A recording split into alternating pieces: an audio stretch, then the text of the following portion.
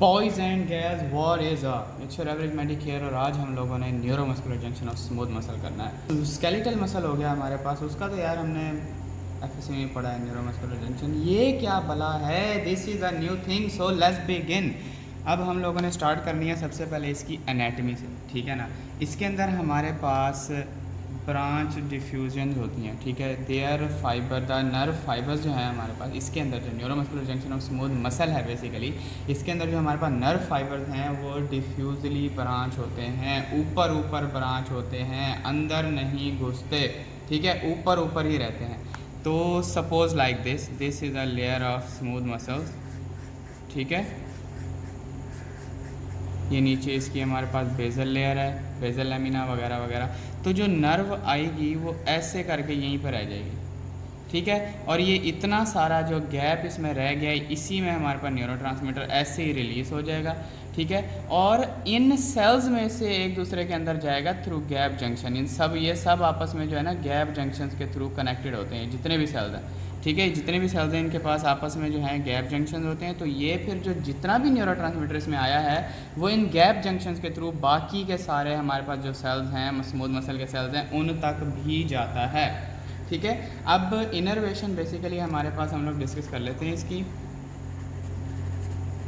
Innervation में ये point है कि जो हमारे पास नर्व आई है वो सिर्फ और सिर्फ आउटर फाइबर या आउटर हमारे पास लेयर ऑफ मसल जो है सिर्फ और सिर्फ उसको सप्लाई देगी। बाकी सब के अंदर थ्रू द गैप जंक्शन हमारे पास न्यूरोट्रांसमीटर ट्रांसफ़र होगा, ठीक है। बाकी सबको through gap junction neurotransmitter transfer होंगे।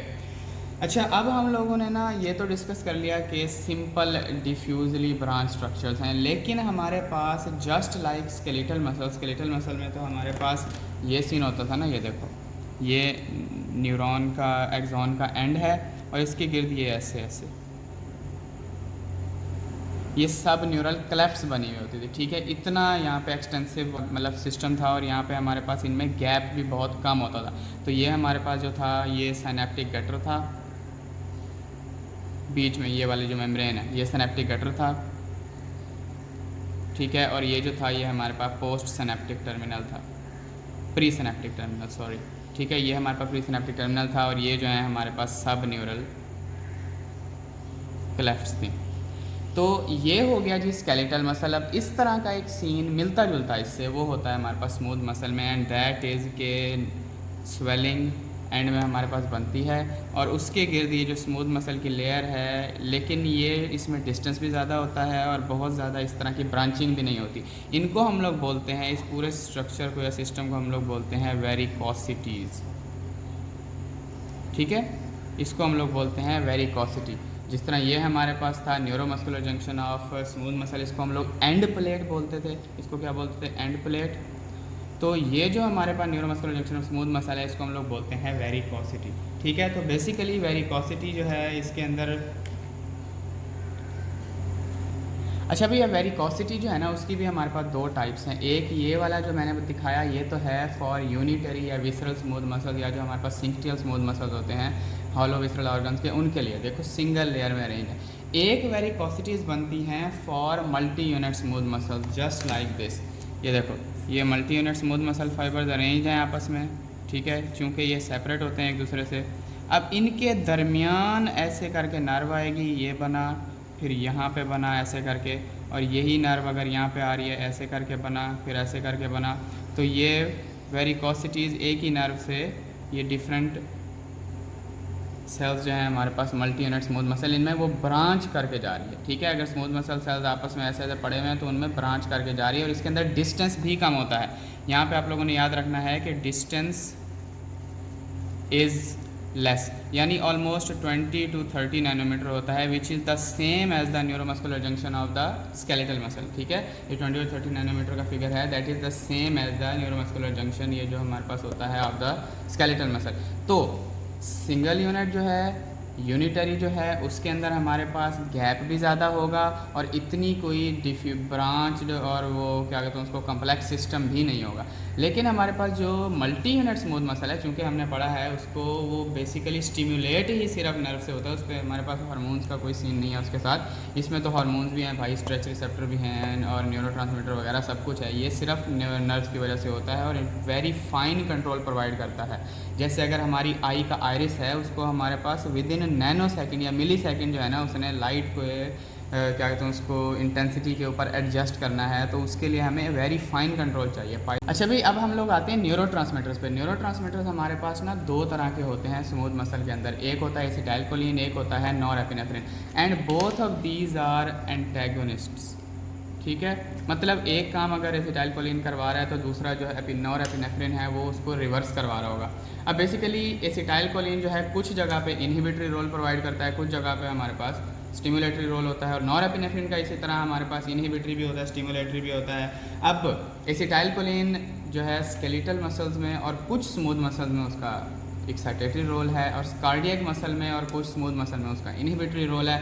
नॉरएपिनेफ्रिन को भी अगर हम देख लें तो हमारे पास इसका ब्लड वेसल्स के अंदर इसका स्टिमुलेटरी रोल है, और इसका हमारे पास गैस्ट्रोइंटेस्टिनल ट्रैक्ट के अंदर जो है वो इनहिबिटरी रोल है। यहाँ पे ब्लड वेसल में स्मूथ मसल्स को कंट्रैक्ट करवा, वो रिलैक्स करवा के डायलेट करवा देगा, और जीआईटी के अंदर जो है हमारे पास कंट्रैक्शन करवा देगा, उनको ब्लॉक करवा देगा। Now the most important thing to remember is कि एसिटाइलकोलिन और नॉरएपिनेफ्रिन, ये अक्सर वाइवा क्वेश्चन भी आ जाएगा और आपके पास एससीक्यू भी आ सकता है कि ये किस वक्त या क्यों ये स्टिमुलेटरी या इनहिबिटरी रोल प्रोवाइड कर रहे हैं। तो इसका बेसिक आंसर ये है ड्यू टू रिसेप्टर्स। ठीक है भाई, जो नेचर ऑफ रिसेप्टर डिपेंड करेगा कि रिस्पांस कैसा है। अब एसिटाइलकोलिन को सपोज किसी रिसेप्टर ने बाइंड किया, वो रिसेप्टर इनहिबिटरी है तो एक्शन भी इनहिबिटरी होगा। अब नॉरएपिनेफ्रिन को उसी सेम रिसेप्टर ने अगर बाइंड किया तब भी एक्शन हमारे पास इनहिबिटरी होगा, लेकिन ऐसा पॉसिबल नहीं है क्योंकि सेम रिसेप्टर्स पे भी ये बाइंड नहीं होती और इनका पर्पस भी एक ही जगह पर सेम नहीं होता। ठीक है, तो एसिटाइलकोलिन को अगर वो बाइंड करेगा एक रिसेप्टर तो उसका इनहिबिटरी रोल है, दूसरा रिसेप्टर अगर नॉरएपिनेफ्रिन को उसी सेल के अंदर बाइंड कर रहा है तो उसका स्टिम्युलेटरी रोल होगा। सेम सेल की बात हो रही है ये। ठीक है, इसी तरह हमारे पास अगर कहीं पे एसिटाइलकोलिन का स्टिमुलेटरी रोल है तो वहाँ पे नॉरएपिनेफ्रिन का इनहिबिटरी रोल होगा, जस्ट लाइक दैट। अब हम लोग लास्टली डिटरमिन, बेसिकली आप लोगों ने एक सेंटेंस याद रखना है, एक सेंटेंस कि नेचर ऑफ रिसेप्टर, ठीक है, nature of receptor determines the response.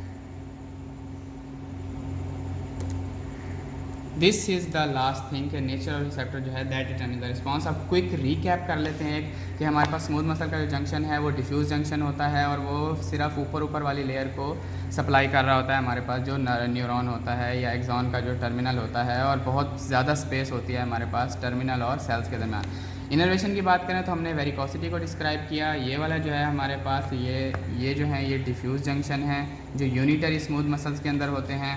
ये एंड प्लेट्स हैं जो हमारे पास स्केलेटल मसल्स के अंदर होती हैं। इसके अलावा जो हमारे पास मल्टी यूनिट स्मूथ मसल्स के अंदर होते हैं उनको हम लोग बोलते हैं कॉन्टैक्ट जंक्शंस।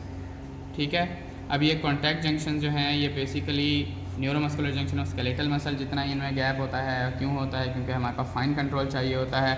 फिर हमने डिस्क्राइब करना है कि वो substances that cause the neuromuscular transmission वो है हमारे पास एसिटाइलकोलिन और norepinephrine in smooth muscle. Both are antagonist, जहाँ पे एक काम कर रहा है वहाँ पे दूसरा काम वो उसका रिवर्स कर रहा होगा। और ये बात याद रखनी है कि भाई nature of receptor determines the nature of response.